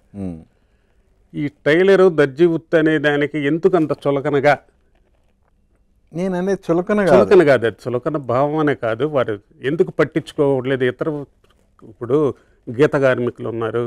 నేను అడిగింది అది కాదు. ఇప్పుడు ఎన్టీఆర్ ఫ్యాన్స్ ఎంతోమంది ఆయన పార్టీ పెట్టినప్పుడు అసలు ఊరు పేరు లేని వాళ్ళు కూడా ఎమ్మెల్యేలుగా పోటీ చేసి గెలిచారు కదా. అవును. మీకు అసలు ఆ రాజకీయాల వైపు ఆసక్తి కలగలేదా? లేదా అసలు ఎన్టీఆర్ గారిని కలిసి మీరు ఏమన్నా టికెట్, నాకు కూడా ఒక టికెట్ ఇవ్వండి నేను పోటీ చేస్తానని మీరు అడగటం కానీ, ఆ తర్వాత కానీ ఎప్పుడన్నా అసలు ఆ ప్రస్తావన మీ మధ్య జరగలేదా అని అసలు పొలిటికల్గా నేను అడగలేదు. నాకు ఆ ఉద్దేశం లేదు. అలాంటిది అయినప్పుడు చాలా మంది వచ్చి అంటారు, నువ్వు కూడా సినిమా యాక్టర్ అవ్వచ్చు కదా, నటించవచ్చు అని. మనం ఏ వృత్తితో మనం వెళ్ళాము ఇండస్ట్రీకి, అదే ధ్యాస, అదే దాన్ని అదే కంటిన్యూగా అలాగే చేసినట్టుగా ఇప్పుడు రామారావు గారి పరిచయం, రాజశేఖర రెడ్డి గారి పరిచయం, చంద్రబాబు నాయుడు గారి పరిచయం అనేసి పొలిటికల్గా ఏనాడు కూడా నేను అడగలేదు. అని పొలిటికల్గా అడిగితే అప్పుడు ఎలా ఉండేదో తెలియదు, కానీ నాకు ఆ ఇంట్రెస్ట్. కానీ మనం చేసే విధి ఇది కూడా ఉండాలి కదా. ఇప్పుడు ఎంతోమంది గొప్ప గొప్ప మహానుభావులు మా వృత్తిలో ఉన్నారు. అదే రామారావు గారికి ఇంత ఇదిగా చేసే భాగ్యం అందరికీ కలగలేదు కదా సార్. అదే పొలిటికల్గా మనం ఊహించినట్టయితే నసీబు బాగుంటే అన్నీ వస్తాయి. ఇంకోటి, ఇప్పుడు ఎన్టీఆర్ రాజకీయాల్లోకి వెళ్ళిపోయిన తర్వాత అప్పుడే బాలకృష్ణ గారు హీరోగా ఎంట్రీ ఇచ్చారు. మరి మీరు ఆ సేమ్ ఫ్యామిలీ హీరో కదా, మరి బాలకృష్ణకి ఎందుకు మీరు కాస్ట్యూమ్ డిజైనింగ్ అనేది ఎందుకు చేయలేకపోయారు? అంటే పర్టికులర్గా అప్పుడు ఏంటంటే ఒక్కొక్క పర్సన్కి ఒక్కొక్క కాస్ట్యూమ్ డిజైనర్ కంపల్సరీ ఉంటాడు. బిగినింగ్లో ఎవరు ఉండరు కదా. అలా కాదు, చిరంజీవి గారు ఉన్నారు, బాలకృష్ణ గారు ఉన్నారు, వాళ్ళకు కూడా రామకృష్ణ స్టూడియోలో ఒక పర్మనెంట్ ఒక ఆయన ఉంటాడు. వాళ్ళ దగ్గర నుంచి మనం వెళ్ళిపోయి ఎంకరేజ్ చేసి, సార్ నేను చేస్తానని చెప్పేసి, ఇప్పుడు మీరు ఇందాక ఫస్ట్లో క్వశ్చన్ చేశారు, మీ దగ్గర ఇండస్ట్రీలో మీకు ఎక్కడ క్రాష్ రాలేదనేసి. ఇప్పుడు అదేవిధంగా నేను వెళ్ళి నేను చేస్తాను బాలకృష్ణ గారికి, చిరంజీవి గారికి, అలాగే చేస్తాను ఇలాగే చేస్తానంటే అవతల వాళ్ళకి మీరు చెప్పిన ఇదిగా వాళ్ళ మనసులో మనం వేరే ఒక గిల్లి కలిగించినట్టు ఉంటుంది. చాలు భగవంతుడు మనకి ఇచ్చాడు, ఇంత పెద్ద ఆయనకి మనం చేసాం, అది చరిత్ర చాలా నేను తృప్తి పడ్డాను అంతవరకు. కానీ లేకపోతే వాళ్ళు కావాలని అడిగితే తప్పకుండా వారు ఇప్పటికైనా కానీ ఇస్తారు. ఇప్పటికి చేసే కెపాసిటీ ఉంది, చేయగలను, చేస్తాను. కానీ ఎదటవాడు నువ్వు కడుపు కొట్టడం అనేది అది నాకు అంత ఇదిగా మనస్కరించదు. అందుచేత నేను ఇతరులను కూడా ప్రయత్నం చేయలే. ఏదో ఇప్పటికీ ఆంధ్ర రాష్ట్రం కాదు, ఇతర దేశాల్లో కూడా, అమెరికాలో అన్ని స్టేట్లో కూడా మన తెలుగు వాళ్ళు ఎక్కడున్నారో ఈ ప్రాంతాల నుంచి వచ్చే వాళ్ళందరూ కూడా ఇంచుమించు వచ్చి యాక్స్ టైలర్స్లో కుట్టించుకుని వెళ్ళాలనేసి భావంతో అక్కడి నుంచి కొన్ని క్లాతులు తీసుకొచ్చుకుంటారు.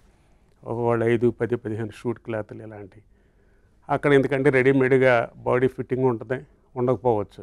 ఇక్కడ ఏంటంటే వచ్చినప్పుడు 10-15 days స్టే చేస్తారు, ఇస్తారు, వెళ్ళేటప్పుడు పికప్ చేసుకెళ్తారు. వాళ్ళ సాటిస్ఫాక్షన్గా బాడీ ఫిట్టింగ్ కరెక్ట్గా మనం సెట్ చేసేస్తాం. ఇప్పటికే అలాంటి కస్టమర్లు అదంతా ఉన్నారు కాబట్టి వాళ్ళు కూడా చేయగలుగుతున్నా, వారందరి సహకారం మాకు ఉంది. అంటే ఇప్పుడు మారిన కాలంతో పాటు మనం మారాలి కదా. జనరల్గా ఇప్పుడు సినిమాల్లో కానీ ఈవెన్ బయట కానీ రెడీమేడ్ అనేది ఎక్కువ ఇష్టపడుతున్నారు కదా. అంటే అక్కడికి వెళ్ళిపోయి మనం వేసుకొని చూసుకొని మన బాడీకి తగ్గట్టు ఏది ఫిట్గా ఉంటుందో దాన్ని కొనుక్కొని వచ్చేస్తున్నారు. సో ఈ రెడీమేడ్ దీనివల్ల మీ టైలరింగ్కి ఏమన్నా, అంటే మీ టైలరింగ్ వృత్తి మీద ఏమన్నా దెబ్బ పడిందా? ఉందండి కొంచెం. ఎందుకంటే ఈ చిన్న చిన్న విలేజ్ల్లో కానీ వీటిల్లో కానీ కొంచెం ఇప్పుడు పెద్ద సిటీస్లో కూడా ఆ ఎఫెక్ట్ అనేది ఉంది. ఎందుకంటే పబ్లిక్ కూడా టైం ఎక్కువ స్పెండ్ చేసేసి, ఇప్పుడు మా లాంటి వాళ్ళ దగ్గర అక్కడ వచ్చేసి వారం రోజులు 10 రోజులు టైం తీసుకుంటారు. ఇప్పుడు ఎందుకంటే ఫ్రీ ఫిట్ కోసం వాడుతున్నారు పబ్లిక్. పర్ఫెక్ట్ బాడీ ఫిట్ అన్నవాళ్ళు కంపల్సరీ టైలర్ దగ్గరికి వెళ్ళి కుట్టించుకుంటారు, కంపల్సరీ, అది అందులో సమస్య లేదు. ఇప్పుడు ఎలా ఉందంటే షోల్డర్ దిగిపోయి, కాలర్ దిగిపోయి, ఎక్కడ లూజ్ ఉన్నా ఏమున్నా ఎలా ఉన్నా కానీ బాడీ మీద ఫ్రీ ఉంటే చాలు అనుకునే వాళ్ళు రెడీమేడ్కి దానికి బాగా ఎక్కువ ప్రిఫరెన్స్ ఇస్తున్నారు అనమాట. అందుచేత రెడీమేడ్ కూడా ఇంప్రూవ్మెంట్ బాగుంది. ఫ్యాక్టరీలు కూడా చాలా ఇంప్లిమెంట్ అయినాయి. ఎందుకంటే ఇప్పుడు బాంబే కానీ బెంగళూరు కానీ ఇలాంటి వాటిల్లో చాలా చాలా పెద్ద పెద్ద ఫ్యాక్టరీలు ఉన్నాయి. ఇప్పుడు అలా మీకు ఆ రెడీమేడ్ ఫ్యాక్టరీస్ నుంచి యాక్స్ టైలర్స్కి ఏమన్నా ఆఫర్లు వచ్చినాయా? మాకు కూడా బల్క్గా కుట్టి పెట్టండి అలా అని. అంటే అక్కడ ఉన్న మిషనరీ కొంత డిఫరెంట్ ఉంటుంది. ఇప్పుడు బెంగళూరులో ఈ ఒక లూయి ఫిలిప్స్ అని బ్రాండ్ ఉంది. అవును, వాళ్ళది ఫర్ డే 500 షూట్స్ తయారవుతాయి వాళ్ళ దాంట్లో. ఎందుకంటే నేను ఇంతవరకు రెడీమేడ్ స్టోర్ పెట్టాను. వాళ్ళు ఈ కాలర్ బేస్ అనేది కరెక్ట్గా ఇలా నిలబడి ఉండాలి. కొన్ని ఏంటంటే కొన్ని ఇలా డౌన్ అయిపోయి ఉంటాయి. వాళ్ళ చైర్మన్ ఒకసారి నా దగ్గర మా షోరూమ్ బ్రాంచ్ ఓపెనింగ్ దానికి వచ్చారనమాట. ఈ బ్రాండ్లో దీనిలో ఇది కొంచెం ఫాల్ట్ ఇలా ఉంది, దీనికి ఇలా అడ్జస్ట్ చేసి ఇదే ఉంటుందని నేను చెప్పేదానికి ఆయన గమనించాడు. గమనించి ఎవరిని ఫ్యాక్టరీకి ఇన్వైట్ చేయడం, మీరు బెంగళూరు ఒకసారి రండి అని చెప్తే ఆ ఫ్యాక్టరీకి వెళ్ళారనమాట. వెళ్తే అప్పుడు అక్కడ షూట్స్ ఫ్యాక్టరీ తయారవుతుందన్నమాట. అది ఇండియాలో సేల్ అయ్యేది 300 షూట్స్, 500 తయారైతే 200 ఇక్కడ సేల్ అవుతాయి, మిగతా అన్నీ ఎక్స్పోర్ట్ అనమాట. అలాంటి 7 బ్రాంచ్లు ఉన్నాయి. అలాగా ప్రతిదీ కూడా కాస్ట్లీ అయినా కానీ వాళ్ళ పబ్లిక్ ఏంటంటే క్వాలిటీకి బాగా ప్రిఫర్ చేస్తున్నారు. ఫిట్టింగ్ మీరు అన్నట్టు ఫిట్టింగ్ ఏంటంటే బాడీ స్టిచ్ని బట్టి వాళ్ళ ఫ్రీనెస్ కోసం ఉంది కాబట్టి వాళ్ళంత ఇంప్లిమెంట్ అయింది. అదే పర్ఫెక్ట్గా బాడీ కావాలి చేయాలనుకున్న వాళ్ళు కంపల్సరీ టైలరింగ్ని యూజ్ చేస్తూ ఉంటారు. అది అందుచేత రెడీమేడ్ గార్మెంట్స్ ఫ్యాక్టరీస్లో ప్రతిదీ కూడా ఎక్కువ తయారవుతున్నాయి. నేర్చుకునే కూడా ఈ స్టాఫ్ కూడా ఎందుకంటేనండి ఈ వృత్తిలో ఇదివరకు చిన్నతనం నుంచి ఈ కాజా కుట్టే దగ్గర నుంచి, గుండీ కుట్టే దగ్గర నుంచి చిన్నతనం నుంచి దొరికేవాళ్ళు. ఇవాళ అసలు ఆ స్టేజ్ లేదు. అంత automatic button whole, button stitching, కింద మిషనరీ అంతా కూడా మేము కూడా కొంత తెప్పించాము. ఇప్పుడు కూడా మేము అది వాడుతున్నాం. దానిలో ఏమైందంటే ఇది ఈజీ అయిపోయింది. దానిలో ఆ నైపుణ్యతను ఉన్న మెళకువలు తెలుసుకోవాలంటే ఎక్కడైతే సూది కాజా తీయాలనుకున్నప్పుడు అగ్గిపుల్లతో ట్రైనింగ్ ఇచ్చేవాళ్ళు అనమాట. అది ఎందుకు ఇచ్చేవాళ్ళు అంటే అగ్గిపుల్ల ఇది ఆడు సూది పట్టుకున్నాడు అనుకోండి, చెవులో పొడుచుకోకుండా ఈ అగ్గిపుల్లతో కొన్నాళ్ళు 1 సంవత్సరం వరకు ట్రైనింగ్ ఇచ్చేవాళ్ళు అనమాట. అది సైడ్ నుంచి వెళ్తానికి, దానికోసం.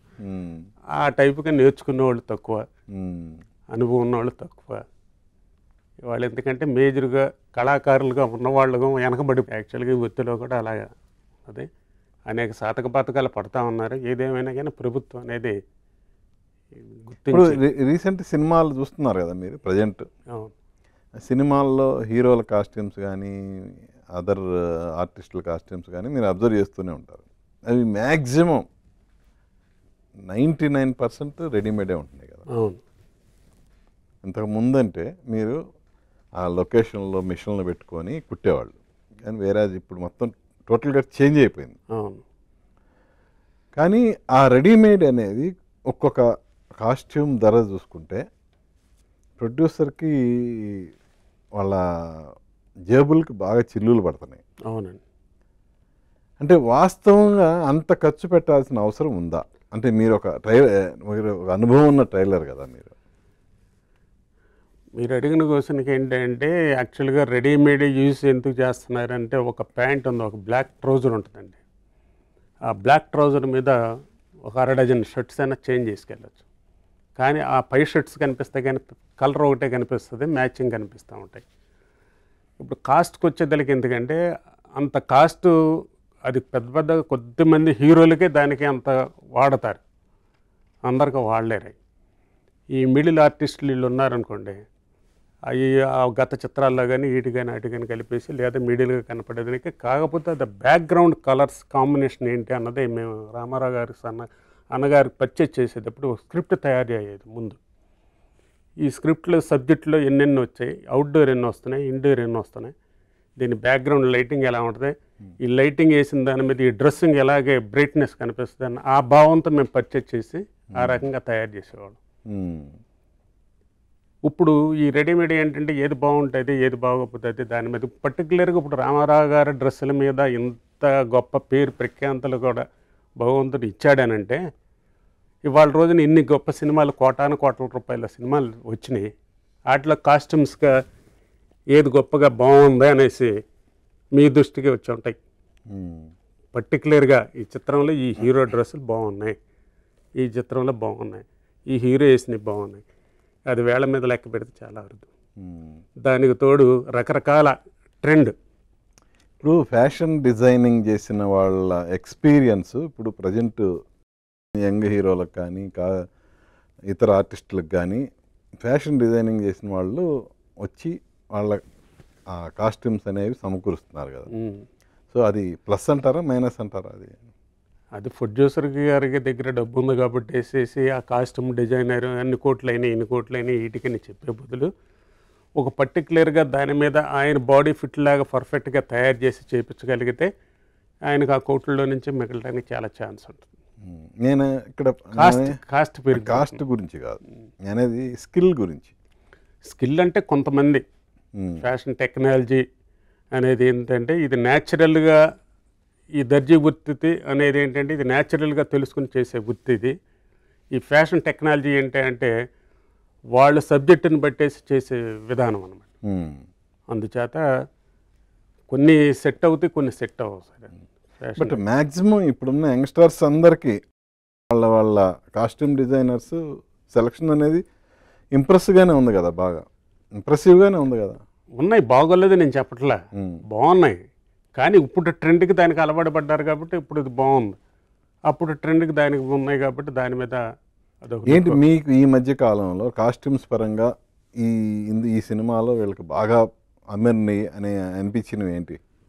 అది కొన్ని చిత్రాలు ఎక్కువగా నాకు తెలిసి ఇప్పుడు జూనియర్ ఎన్టీఆర్ గారు కానీ, బాలకృష్ణ గారు కానీ, అలాగే చిరంజీవి గారు, ఇలాంటి పెద్ద పెద్ద ఆర్టిస్టులు అందరూ కూడా వేస్తూ ఉన్నారు. కానీ అది పర్టికులర్గా స్పెషాలిటీగా ఇందులో ఇది బాగుందని రామారావు గారికి అంటే చేశానని నేను గొప్పగా చెప్పటం కాదు, కానీ ఆ క్రేజినెస్ పబ్లిక్లో అంత గొప్పగా చెప్పుకోవటానికి ఎవరు కూడా దానికి ఉన్నారా అన్న నాకు మైండ్కి అనిపిస్తూ ఉంటుంది.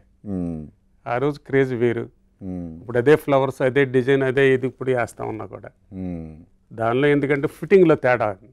అప్పుడు కొంచెం ఫ్రీ సైజ్, ఇప్పుడు అంతా స్లిమ్ ఫిట్, బాడీకి ఎంత అతుక్కుని ఉంటే అంత ఇదే అనమాట. అది ఆ ట్రెండ్ని బట్టి మనం కూడా వెళ్తూ ఉండాలి కాబట్టి ట్రెండ్కి దానికి దేనికి కొన్ని మీ దగ్గరకు వచ్చే కస్టమర్స్ ఏంటి స్లిమ్ ఫిట్కి ఎక్కువ ప్రాధాన్యత ఇస్తున్నారా లేదంటే యూత్ స్లిమ్ ఫిట్, అలాగే మీరు వేసినట్టుగా ప్యాచ్ వర్క్.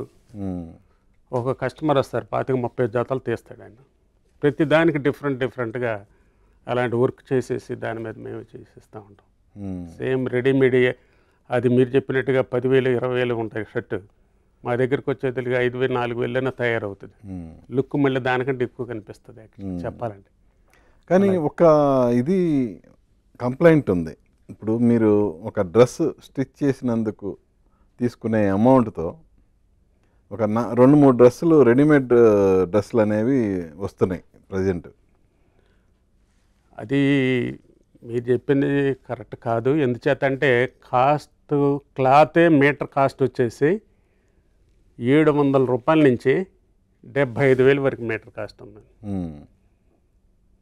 ఒక షర్టు ఒక లెలిన్ ఆదిత్య బిర్లా వాళ్ళది తయారు మ్యానుఫ్యాక్చరింగ్, ఇది ఒక లెలిన్దే మీటరు 2,500 మీటర్ కాస్ట్ అనుకోండి. అది 1.5 మీటర్ 160 కావాలా, అక్కడికి ఎంత అవుతుంది? అది 3-4 వేలు చిల్లర అవుతుంది. అదే సేమ్ 100, 60, 70 లీ అని ఉంటాయి అన్నమాట. అదే 150-75 లీ అంటే 13,000 చిల్లర ఒక మీటర్ కాస్ట్ ఉందండి. షర్టు వచ్చేసి దగ్గర 25,000 అవుతుంది. మరి అలాంటివి కూడా కస్టమర్లు ఉన్నారు మా దగ్గర, కొట్టించి ఒకవేళ 10-15 షర్ట్లు కొట్టిస్తారు, దాదాపు 2-3 లక్షలు ఖరీదు, గుడ్డ ఖరీదు అవుతుంది. మరి దానికి ఎంత వర్క్, ఏ వర్క్ చేయాలి, ఏ థ్రెడ్ వాడాలి, ఏ బటన్ వాడాలి, ఎలాంటి ప్రాపర్గా చేయాలి వర్క్. టైలరింగ్ ఛార్జే ఎక్కువ అనుకుంటున్నాను నేను అనేది కామన్ మ్యాన్ గురించి చెప్తున్నాను. కామన్ మ్యాన్ అంత కాస్ట్ చేయలేడు కదా. కామన్ మ్యాన్ అంటే టేస్ట్ ఉన్న వాళ్ళ బట్టే టేస్ట్ దగ్గరికి వెళ్ళగలుగుతారు. ఇప్పుడు స్పెషల్ టీ ఉంది సార్, మామూలు టీ ఉంటుంది, వాళ్ళు ఎలా తయారు చేస్తారు, వీళ్ళు ఎలా తయారు చేస్తారు, ఆ మ్యానుఫ్యాక్చరింగ్ చేసే దగ్గర అక్కడ డిఫరెంట్ ఉందా లేదని మనకు తెలుస్తుంది కదా. ఇలాగే వృత్తిలో కూడా థ్రెడ్ దగ్గర నుంచి, ఆ బటన్ దగ్గర నుంచి, ఆ ప్రాసెస్ చేసే దగ్గర నుంచి చాలా డిఫరెంట్ ఉంటుంది అనమాట. అది ఉంటేనే దాన్ని చేయగలం. నీకు 13,000 రూపాయల మీటర్ దగ్గర 10,900 అండి డిస్కౌంట్ కాకుండా. ఆదిత్య బిర్లాది ఉన్నది, వాళ్ళది చాలా కుట్టాం మేము. అది అలాగే విమల్ బ్రాండ్ వాళ్ళు షూటింగ్ మెటీరియల్ మీటర్ 75,000 రూపాయలది వాళ్ళు సేల్ చేశారు. ఇప్పుడు ఇంతవరకు ఊరంతా కూడా ప్రపంచం అంతా కూడా వాళ్ళు షోరూమ్లు ఉన్నాయి, ఆ షోరూంలో వాళ్ళు ఇంట్రడక్షన్ చేసి షూటింగ్ మెటీరియల్స్. ఒక షూట్ క్లాత్ ఉంది, ఇప్పుడు అమెరికాలో షూట్ తయారు చేయాలి సార్, దాదాపు 4 లక్షలు 5 లక్షల రూపాయలు ఒక షూట్ కాస్ట్. వాళ్ళు రెడీమేడ్ది, వాళ్ళు అదే అక్కడి నుంచి ఫ్యాబ్రిక్ తెచ్చారనుకోండి, ఇక్కడ మాలాంటి వాళ్ళ దగ్గర తయారు చేస్తే ఎంత వస్తుంది, వాళ్ళ గుడ్డ ఖరీదే వస్తుంది. కానీ మేము చేసేది 4,000 5,000. వాళ్ళు 4 లక్షల రూపాయలు పెట్టేసి అక్కడ షూట్ కొనేసి ఇక్కడికి వచ్చేసి వాళ్ళు పొడుగు తగ్గింది, లేకపోతే పొడుగు పెంచాలి, లేకపోతే ఇది షార్ట్ చేయాలని మా దగ్గరికి వస్తూ ఉంటారు. ఓకే. అంటే మాకెలా తెలుస్తుందని కాదు. అలాగా కొంతమంది ఏంటంటే అక్కడ అదర్ కంట్రీస్ వెళ్ళిపోయి ఒక రూమ్ తీసుకుని రూమ్లో ఉండి వాళ్ళు ఎనాన్ చేసి పలానా టైలరింగ్ మేము అనేసి శాంపిల్స్ చూపించేసి ఆ శాంపిల్ ప్రకారం తయారు చేసి మరి లక్షల రూపాయల డిమాండ్గా తీసుకుంటూ ఉంటారు. ఓకే. మరి ఇది కూడాను కాస్ట్ కూడాను పబ్లిక్లో కూడా ఇవాళ ఎవరో కూడా దేనోడు దానికి ఉన్నారు. ఇప్పుడు నేను చెప్పాను చూసారా, 10,000 రూపాయల మీటరు, 15,000 రూపాయల మీటర్ది కస్టమర్స్ వాళ్ళకి పబ్లిక్ ఉన్నారు అనమాట. దానికి తగినట్టు వర్క్ చేయాలి, దానికి తగినట్టు కళాకారుడు కూడా దాన్ని నైపుణ్యత. ఇప్పుడు మీ యాక్స్ టైలర్స్ బ్రాంచ్ ఓన్లీ విజయవాడలోనైనా ఇంకా వేరే సిటీల్లో ఎక్కడన్నా ఉందా? ప్రస్తుతానికి విజయవాడలో 2 ఉన్నాయి. బందర్ ఎంజీ రోడ్లో ఒకటి ఉంది. జస్ట్ 53 ఇయర్స్ నుంచి స్టాండర్డ్గా కాళేశ్వర రోడ్లో అలాగే ఉంది అది. ఓకే. దానికి ఇప్పుడు లేటెస్ట్గా ఏదన్నా చేంజ్ చేయాలని చూస్తున్నాం. అంటే రెనోవేట్ చేసి కొంచెం ఆకర్షణీయంగా చేయాలని, అది వేరే ఇంకా దాన్ని ఇంప్రూవ్మెంట్గా మా ఓన్ దీనిగా చేయాలని ఒక ప్రయత్నం చేస్తాం. మీ వారసులు ఎవరు ఇండస్ట్రీలోకి రాలేదా? ఉన్నారు మా అబ్బాయిలు చూస్తారు.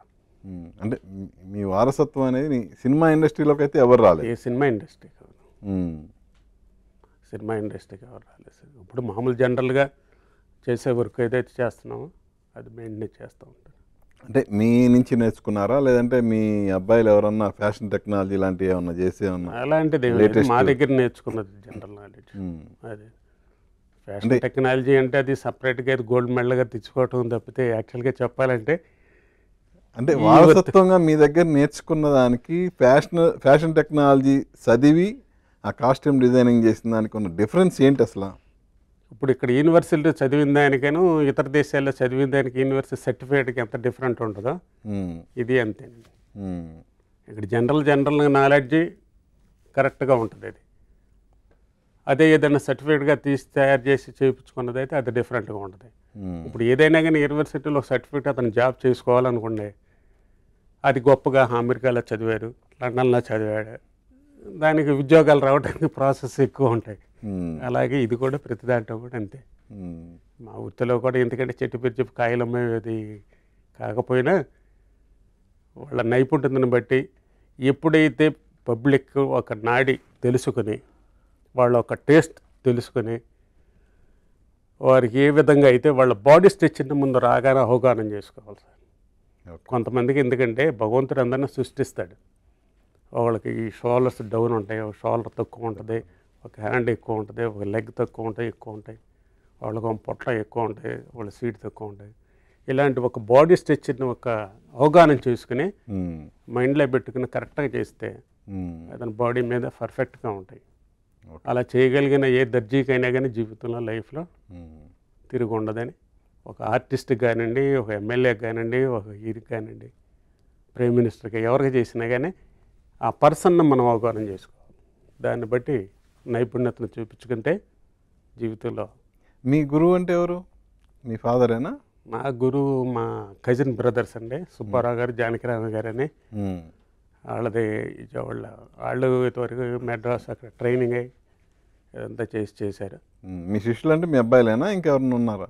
శిష్యులు చాలామంది ఉన్నారు. ఆంధ్ర రాష్ట్రంలో చాలామంది కొన్ని రోజులు మా దగ్గర చేసినా కానీ పలానా చాటు చేసాను సార్ అని వాళ్ళు చెప్పుకుంటారు కదా. ఎంతమంది ఉన్నారు మీ శిష్యులు తెలుగు రాష్ట్రాలు? అది చెప్పలేము, వేలల్లో లక్షల్లో ఉండవచ్చు.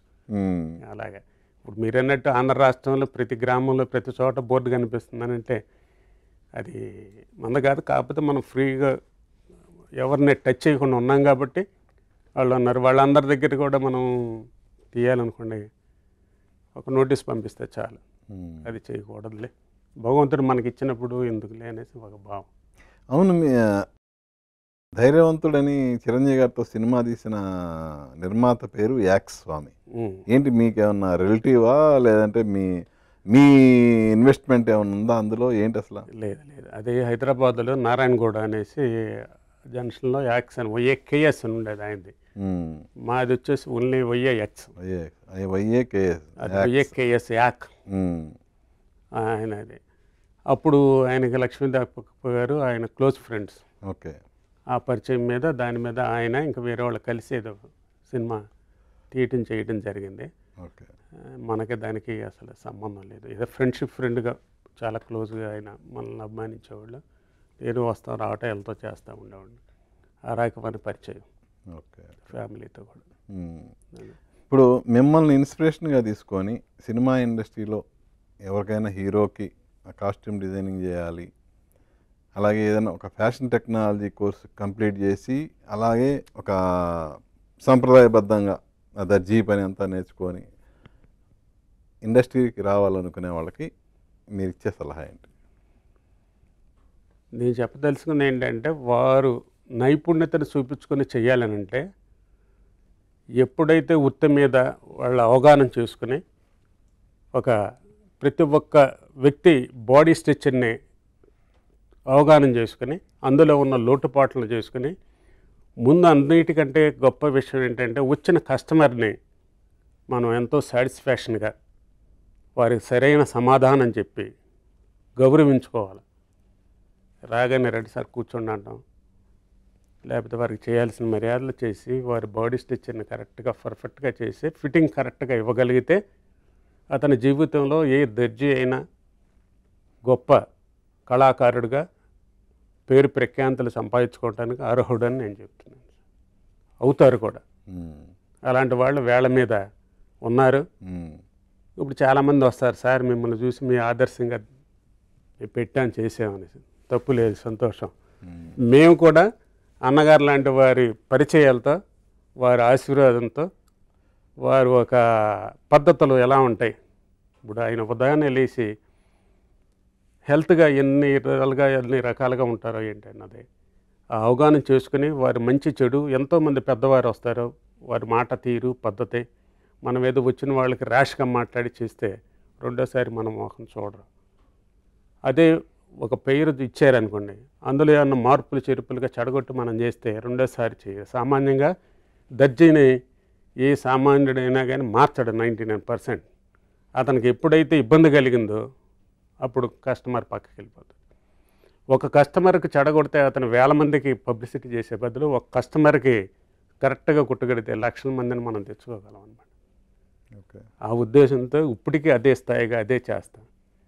ఉదయం నుంచి రాత్రి 10 పొద్దుట 10 నుంచి రాత్రి 10 వరకు కూడా నేను ఇప్పటికీ షాప్లో ఉంటాను. పని చేస్తాం, కస్టమర్స్ కోసం కూర్చొని ఉంటాం. అది అలాంటి వర్క్ చేసి ఉన్నాం కాబట్టి భగవంతుడు కొంచెం మమ్మల్ని ఈ స్థితిలో ఉంచాడని నేను అనుకుంటున్నాను. ఫైనల్గా ఎన్టీఆర్ గారి పర్సనల్ కాస్ట్యూమర్గా మీరు సంపాదించింది ఏంటి?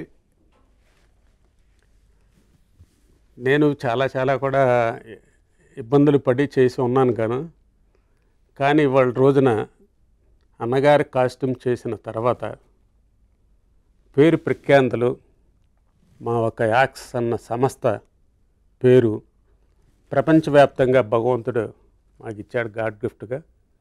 అది ఎప్పటికీ అలాగ ఉండాలనేసి నేను ఆశిస్తున్నాను. అన్నగారి పేరు ప్రఖ్యాంతలు ఎలా అయితే ఉన్నాయో యాక్స్ టైలర్ సంస్థ అనేది అలాగే ఉంటుందని నేను ఆశిస్తున్నాను. అది అందరూ కూడా దాన్ని ఆదర్శంగా తీసుకోవాలని భావిస్తున్నాను. Thank you sir. మీరు అన్నగారితో మీ అనుబంధాన్ని అలాగే ఆయనతో వర్క్ చేసిన తాలూకు విశేషాలను మాతో పంచుకున్నందుకు చాలా థ్యాంక్ యూ. మీరు ఇలాగే మీరు అన్నట్టు మీ మాటలు విని ఎంతోమంది ఇన్స్పైర్ అయ్యి ఈ దర్జీ వృత్తిని సక్రమంగా నిర్వర్తించాలని, తద్వారా వాళ్ళ కస్టమర్స్కి మంచి సాటిస్ఫాక్షన్ ఇవ్వాలని మనస్ఫూర్తిగా కోరుకుంటూ wish you all the best. Andhra రాష్ట్ర సోదరులందరూ కూడా ఈ ఇంటర్వ్యూ ద్వారా పరిచయం చేసిన మా ఏబిఎన్ ఆంధ్రజ్యోతికి చూస్తున్న ప్రజలకు కూడా మరొకసారి ధన్యవాదాలు, నమస్కారాలు తెలియజేస్తాను. చూశారు కదా, ఆంధ్రుల అభిమాన నటుడు ఎన్టీ రామారావు గారి పర్సనల్ కాస్ట్యూమర్ అయిన వాలేశ్వరరావు గారితో మన స్పెషల్ చిట్ చాట్. మళ్ళీ మరో గెస్ట్తో మీ ముందుకు వస్తాను. మీ ఎన్ఎస్ఆర్ సైనింగ్ ఆఫ్. చూస్తూనే ఉండండి ఏబిఎన్ ఆంధ్రజ్యోతి.